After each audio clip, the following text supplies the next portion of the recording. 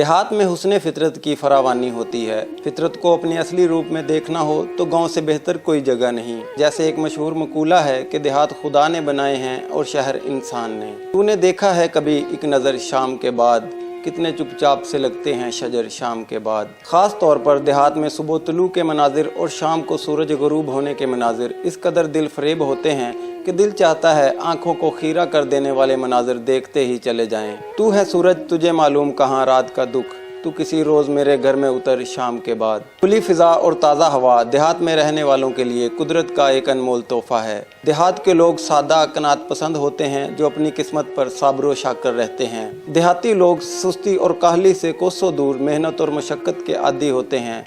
बारिशों से घर बसाते हैं परिंदे और दरख्त, धूप की कलमें लगाते हैं परिंदे और दरख्त। देहात में पाए जाने वाले दरख्त आजकल पतझड़ के मौसम से गुजर रहे हैं। इसके बावजूद भी सुबह से लेकर शाम तक हसूल रिज़्क़ की तलाश में थके हारे परिंदे दरख्तों पर ऐसे बैठे होते हैं जैसे मासूम बच्चे शाम ढलते ही माँ की आगोश में।